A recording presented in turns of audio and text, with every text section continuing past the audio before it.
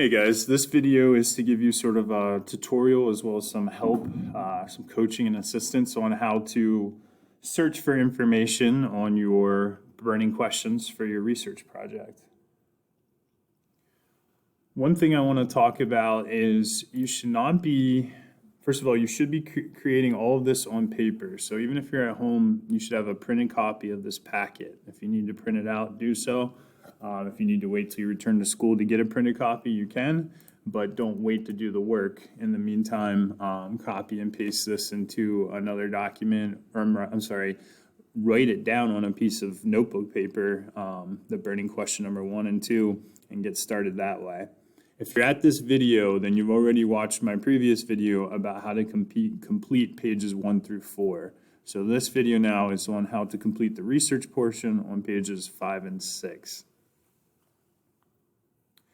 So let's say you had a research question and you wanted to find out what materials and tools were used to construct the Colosseum. Maybe other famous structures, but I'm going to start with that one. Now, I haven't scouted ahead to see what I'm going to find here, so that's why I might need to change it. But you cannot change your research question. You need to change how you're searching for information. I have 2 minutes to show you. You have 5 days to find accurate information. So that's why I might need to change the question, because I only have 2 minutes. But you should never change your research question. You should not change your question because you found information that would make a different project easier, or it would be quicker if I just did this, or I have info on this, so I just want to change my question because this is where I have the info. That is not research. Research is you have the question and you have to struggle, and sometimes it's difficult to find the information that you need. Sometimes you need to go back and revisit sources multiple times, and that's part of the research process, and that's one of the things you're evaluated on, is whether or not you realize it's cyclical, that you got to go back and redo things. So how can I search for this? One way is to search your actual question. Now, of course, we're not going to just copy this and put this into our notes. That is not practicing click restraint. That is not practicing lateral reading. So now what I want to do next is look over the names of these websites and see if any of them are ones I've heard of before, like History Channel I've heard of. So that's probably a credible source. This Rome Colosseum Tickets and Tours, it's at the actual location. It's possible they have accurate information about the Colosseum. This website looks like it talks about how to construct things. So that might be an option. So I'm going to open that link in a new tab. Also, this Engineering Rome and Britannica. So very quickly, I see 4 or 5 sources of varying strength that I might use on my research project. Britannica and History being 2 that I'm the most familiar with. But this Engineering Rome and these 2 look like they could be promising as well. So I'm going to try this constructor one because that interests me.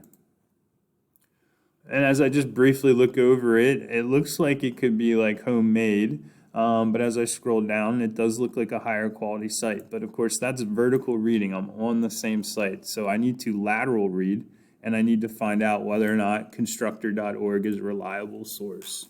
So I'm going to ask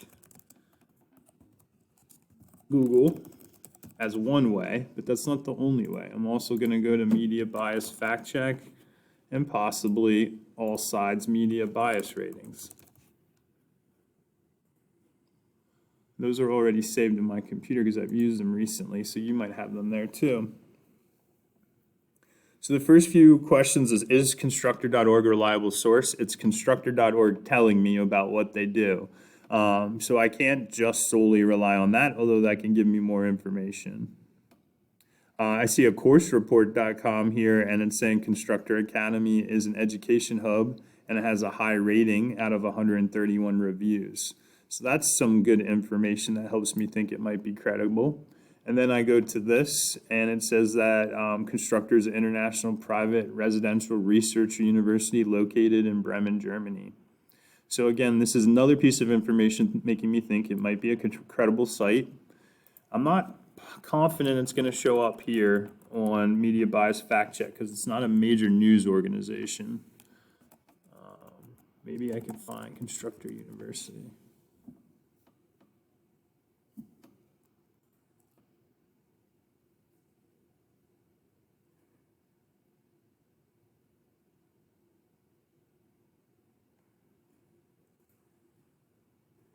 I didn't find anything there, so I'm going to try on all sides.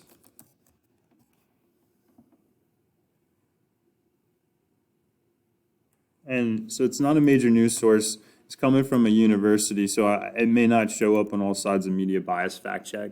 At this point, I'm comfortable saying, well, it's a university, it's in Germany, and it's well enough known that there's a Wikipedia page about it. I don't see any warning symbols on the Wikipedia page saying it's been recently updated. There'd be something up here. Now let's see this.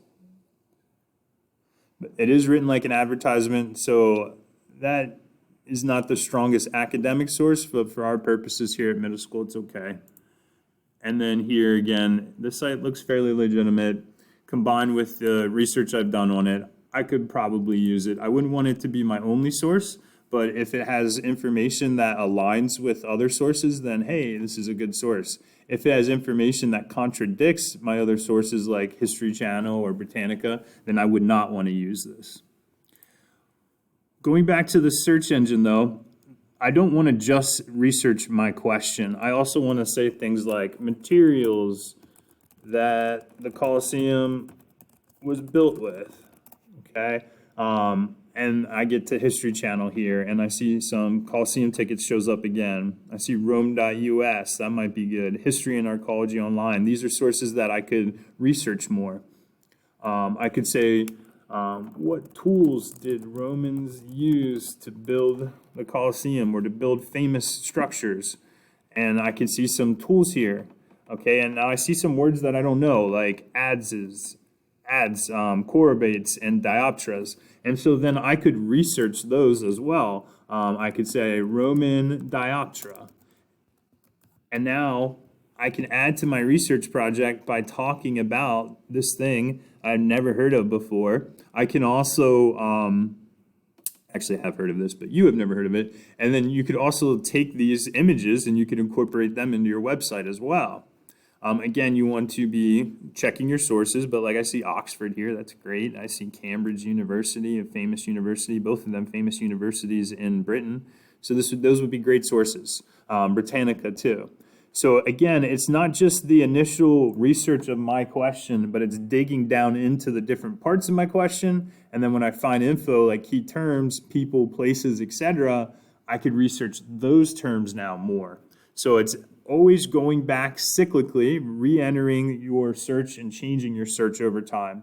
Practicing click restraint, not taking the first information you see. Sometimes you'll want that info, but making sure you go through and considering the sources, and then reading lateral to make sure that they are verifiable good sources. Now, once you have a good source, you want to write that information down on your graphic organizer. Like let's say I went to history.com and I want to not make this info up, okay? When you're doing it, you need to actually get the info from the address bar and retype it down here. If it's really long, come see me and we can talk about shortening it. But for the most part, write down everything the whole way out to the end. And then your notes then about that you got from that site would go right next to it, okay? You would type your notes in right next to it. And then let's say I use that constructor.org. They would go in a different spot in the next row down, and your notes would go down here. It's important that the notes are next to the source that they came from. You should also write down the date you access the material, because websites change, unlike books. Websites are updated. So you want the date of access as well. Okay, and then your notes right next to it. That's very important that you not get them confused. If your notes are confused, that's one of those fatal flaws that will fundamentally change your grade, and the highest you could get would be a C. So keep track of those sources. Finally, when you're taking your notes, make sure you're following the directions to research your notes and put them in direct quotes, or if you're paraphrasing, underline that. I'm going to put out a separate video about paraphrasing and plagiarizing. You should watch that video next after you're done with this one. All right, guys, I look forward to seeing you back in the next video.